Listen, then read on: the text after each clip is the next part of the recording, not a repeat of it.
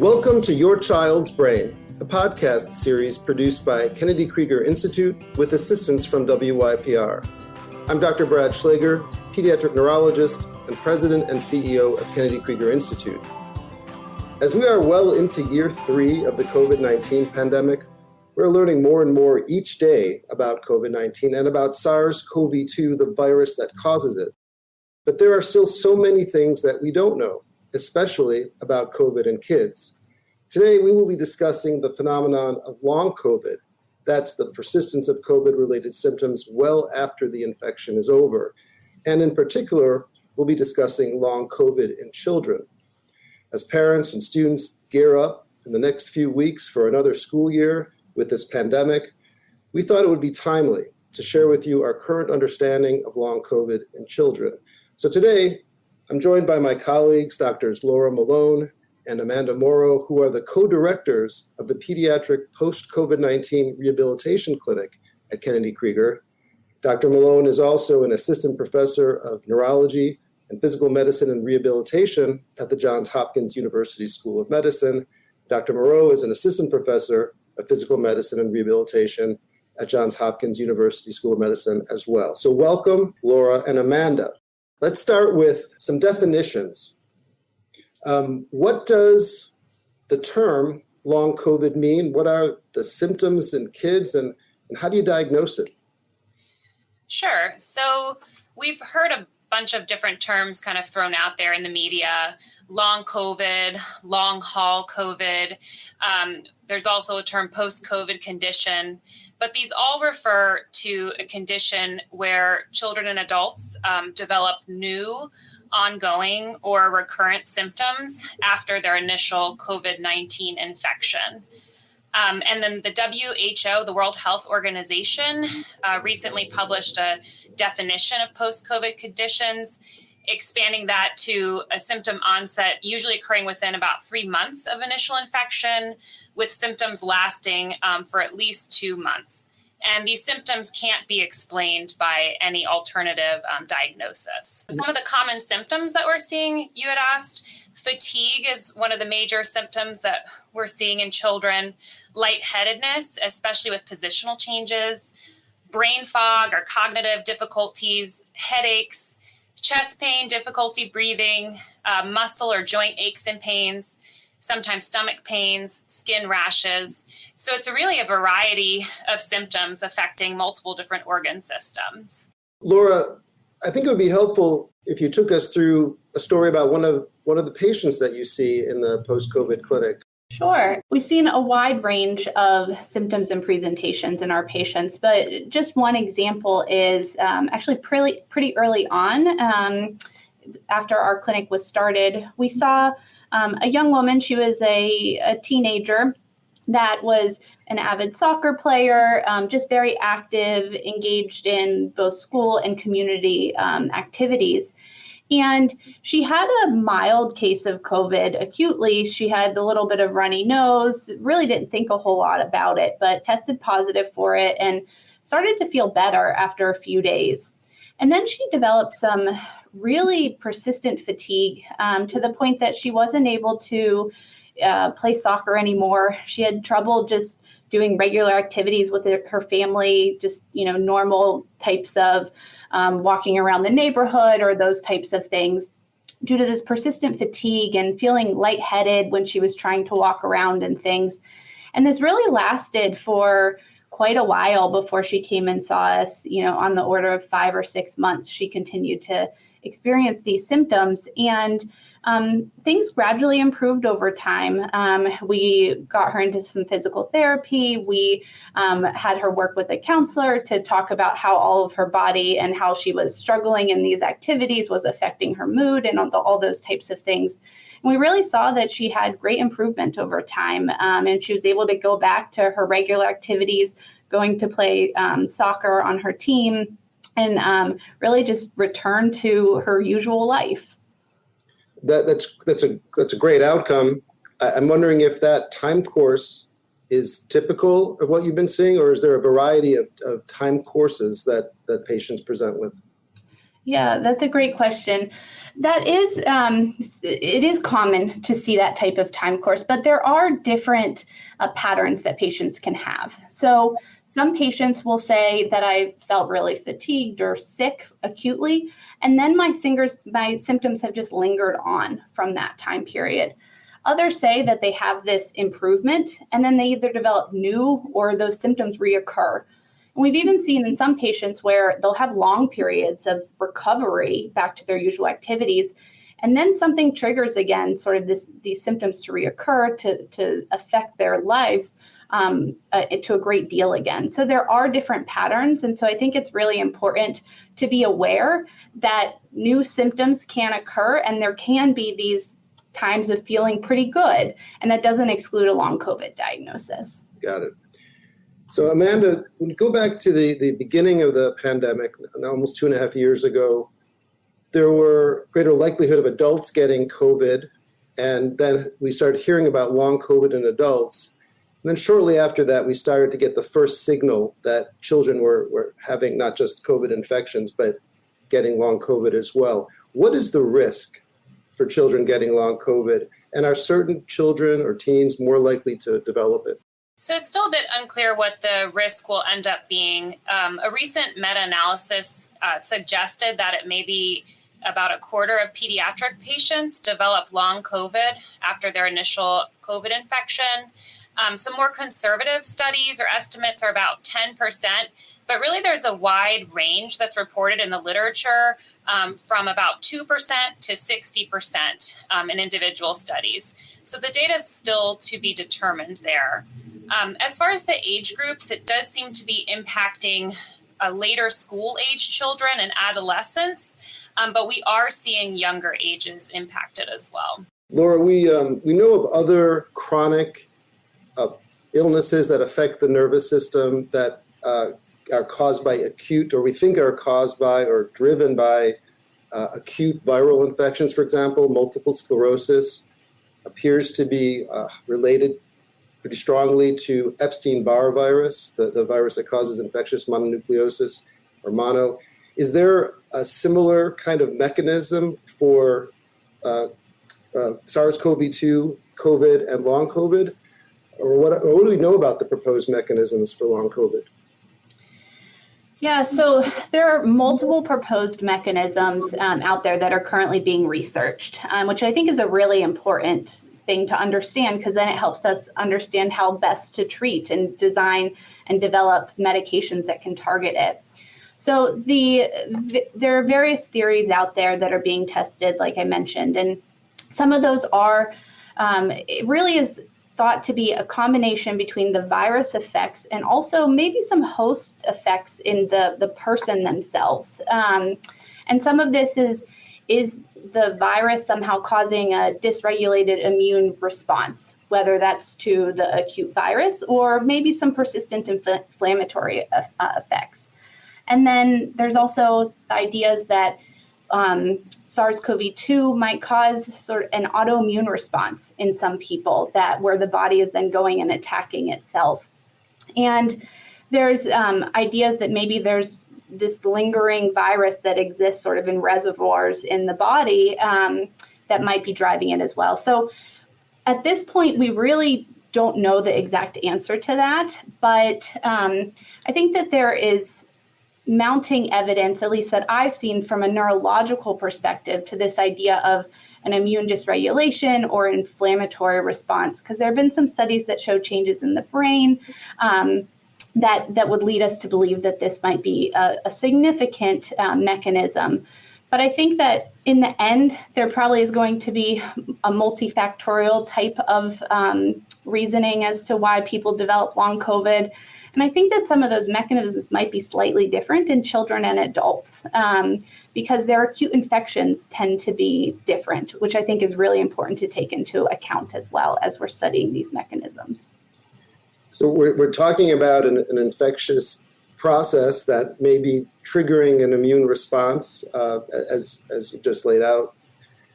So Amanda, does a vaccine prevent long COVID by potentially preventing that initial infection or the body's response, a strong response to that infection? What do we know about vaccines and potential prevention of long COVID?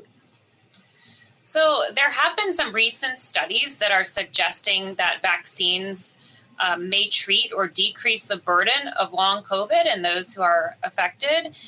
One study out of the UK in adults found a decrease in long COVID symptoms by about 20% after 2 vaccine doses. And another study published in JAMA recently showed a lower long COVID prevalence in those who had had 2 or 3 doses of the vaccine compared to those with no vaccination.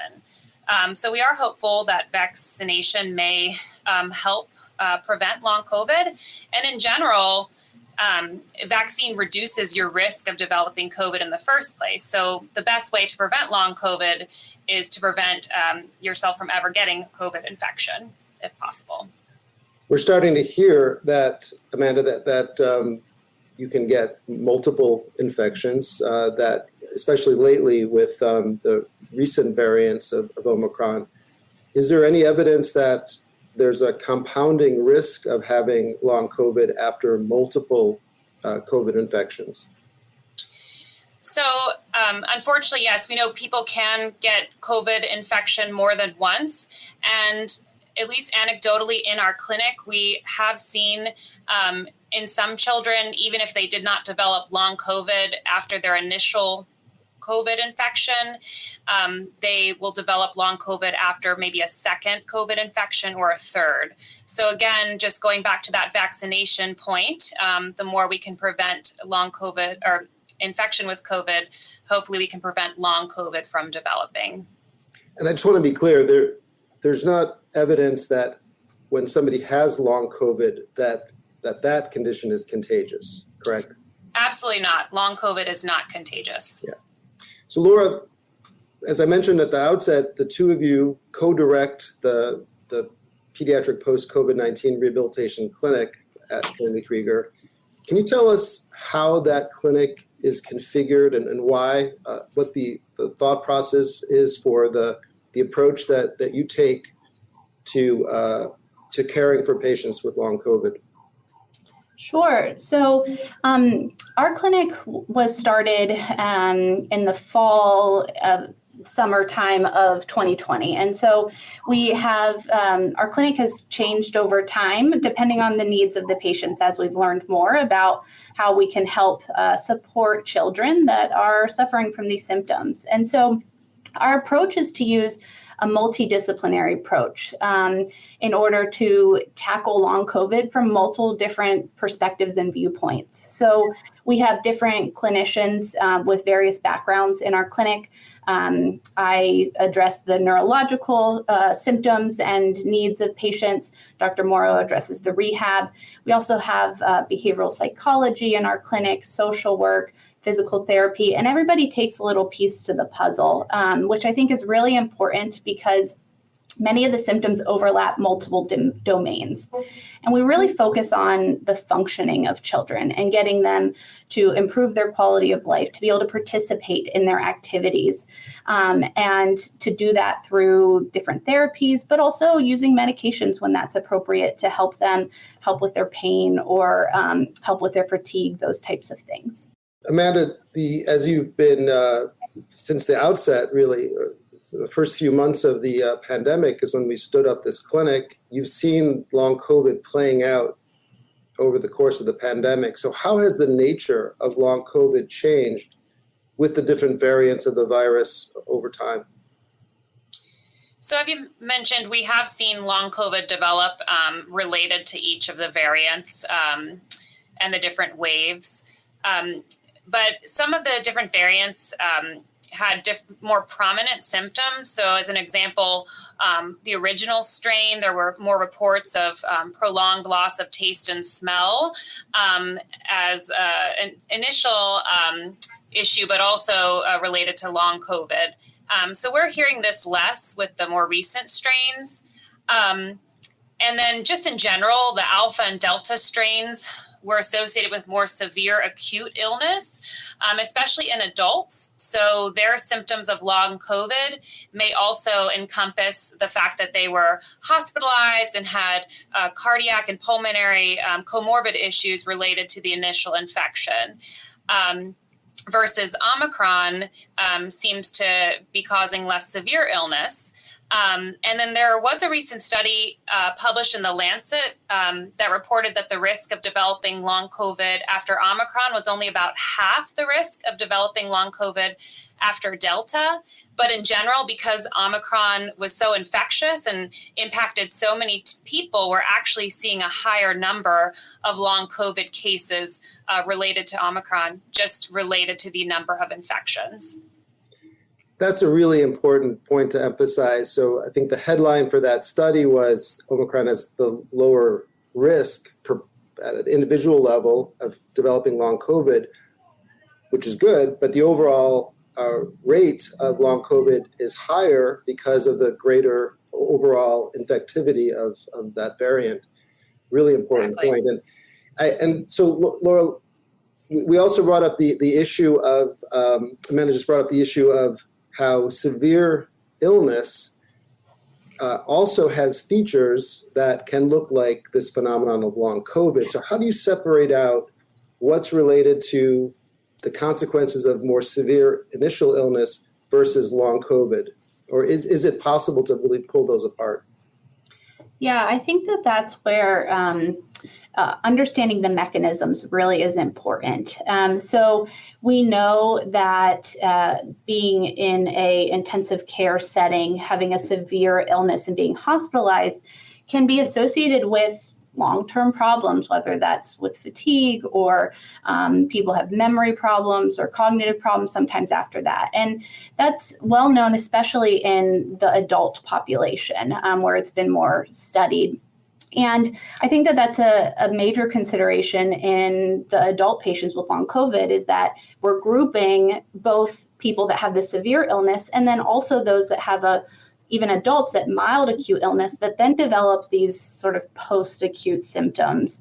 And the pattern that we see more commonly in children is the mild acute infection and then these sort of post-acute sequela. And so I think that it's important to understand the mechanisms and also to really try and study children with long COVID as well and not just rely on adult studies. Because there may be some of these differences. And I think that's really important to ascertain, and understanding the mechanisms helps us understand that overall. So I can imagine that parents listening in who may be wondering if their child needs attention for potential long COVID. So Amanda, when should a parent seek help for long COVID? So I think a parent should seek help whenever they are concerned. But in general, I would say about 4 weeks after the initial infection, if their child is still experiencing symptoms related to that or new symptoms, it's a great idea to bring that up with their pediatrician so they can do an evaluation and make sure there's nothing else going on or complications that have developed. And then if they do think the symptoms may be related to the development of long COVID, the hope is that the earlier we can intervene and make some recommendations and recognize this syndrome, hopefully we can get kids on the right track to be able to feel better, to be able to still participate in their school and their activities so that they continue to have a good quality of life as their bodies are sort of recovering from the illness and getting better over time. One of the barriers may be that, and I suspect that you're still hearing this, that there's a dismissiveness about the symptom complex that is long COVID. So could you speak to that? And also what other kinds of misconceptions do you hear on the front lines? Laura, maybe take this one about long COVID. I think with regards to misconceptions, we still do hear people sometimes say, I didn't realize children could even get COVID, or if they got COVID, it's no big deal, which Fortunately for a lot of children, that is the case, but for some it's not. And I think even more so, people aren't aware that children can have long COVID. They think you have to have some severe hospitalization acutely in order to develop long COVID, and that's just not the case. And so I think that it's really important to be aware of it. And as you mentioned, Brad, to not be dismissive of the symptoms that children might be experiencing, because a lot of these symptoms are sometimes a little vague, a little nebulous, hard to pin down, and they can also be something that occurs gradually over time. So it can be hard to say this exactly is a change in my child, but it's important to believe the children, to talk to them about it, and to take that seriously and to talk about it with healthcare providers, because there are things that we can do in order to help them feel better and help the recovery process. One of the concerns clearly is about, as I mentioned at the outset, we're heading into the next school year, and the issue of how these symptoms interact with success in school. So Amanda, how do you advise parents and schools to support kids who are experiencing long COVID? Well, there definitely needs to be a conversation between the family and the school. Schools need to be educated about long COVID, what it is, how it manifests, how they can support their students. And as Laura had already mentioned, just making sure they're not dismissing their symptoms and they're providing supports. And as we've mentioned, long COVID can affect school performance, especially in those who have brain fog and cognitive complaints and fatigue. Some of these kids are feeling very debilitated. So kids may qualify for special education and related services under the Individuals with Disabilities Education Act, or the IDEA Act, or Section 504. And accommodations can often be helpful, school-based accommodations. So examples include rest breaks, decreased assignments, having increased time to take tests, having a quiet place to work. It's really important to look at each child individually and figure out how they can make it through a school day so that they're still able to participate and conserve their energy to be able to participate in their activities as well. So to that point, Amanda, some children may already have individualized education programs or 504 plans. So what do you recommend for those students as the school year is beginning who are experiencing long COVID? So I would say to make sure that they're reviewing their plans, to make sure that their accommodations are appropriate, and talking with their medical providers just to make sure that all their symptoms are being considered when they're reevaluating those plans. So Laura, let's talk a bit about that both of you are very much involved in long COVID research with other clinicians around the country. Can you tell us what's happening for pediatric long COVID research? Sure.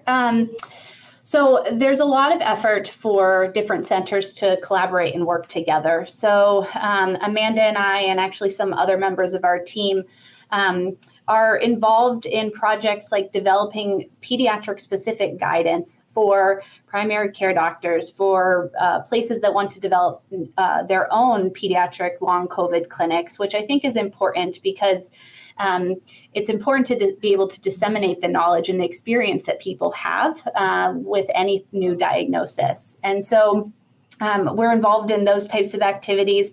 And, we're involved in national and international collaborations trying to describe the syndrome a little bit more in order to understand also what treatments help patients and if there's any particular risk factors that might predispose patients to developing long COVID.